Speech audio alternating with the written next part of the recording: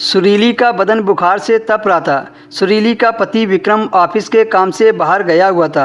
सुरीली का 22 साल का देवर संजय परीक्षा की तैयारी कर रहा था। संजय अपनी पढ़ाई के चलते उनके साथ ही रहता था। उसकी ज़िंदगी में कुछ कमी थी तो खुशहाल शादीशुदा ज़िंदगी के 7 सालों के बाद भी सुरीली को कोई औलाद नहीं थी।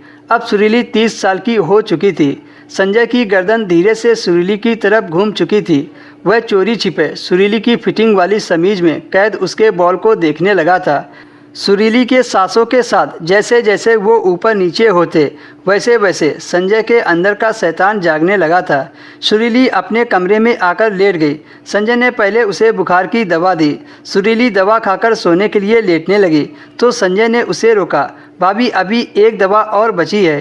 कितनी सारी दवा लेकर आए हो देवर जी? सुरीली थकी आवाज़ में बोली और बाम लेकर माथे पर लगाने लगी। तभी संजय ने भाभी के हाथ से बाम लेते हुए कहा, दिखाओ भाभी, मैं लगा देता हूँ। इतना कहकर संजय अपनी भाभी के माथे पर बाम लगाने लगा। दोस्तों, अगर आपने अभी तक वीडियो को लाइक नहीं किया तो वीडियो को लाइक कर दीजिए और हमारे चैनल को सब्सक्राइब कर लीजिए।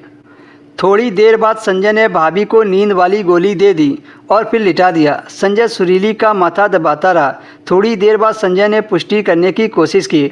उसने अपनी भाभी को आवाज़ दी, भाभी सो गई क्या? जब कोई जवाब नहीं मिला तो संजय ने सुरीली का चेहरा भी हिला डुलाकर देख लिया। कोई हरकत न पाकर वह समझ गया कि रास्ता साफ हो गया है। संजय के शरीर में तेजी से शैतानी खून दौड़ने लगा। वह लाइट ऑन किए ही सुरीली के ऊपर आ गया। मर्यादा को लांघकर संजय ने सुरीली को केले की तरह छील कर रख दिया। कमरे में आए तूफान से मेज पर रखी विक्रम और सुरीली की फोटो गिरकर टूट गई। सब कुछ शांत होने पर संजय थक कर चूर चूर होकर सुरीली के बगल में लेट गया। बस अब बुखार उतर जाएगा भाभी जी, इतना पसीना तो निकलवा दिया है। संजय बेशर्मी से बड़बड़ाया और सुरीली की कुछ फ़ोटो खींचने के बाद उसे कपड़े पहना दिए। सुरीली धीरे धीरे दर्द से करहा रही थी। संजय बेड से उतरा और अपने कपड़े पहनने लगा। तभी उसकी नज़र आधी खुली दराज पर गई।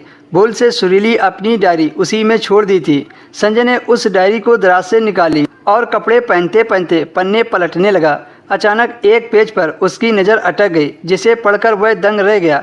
क्योंकि दोस्तों, इसके आगे की कहानी आपको अगले भाग में मिलेगी।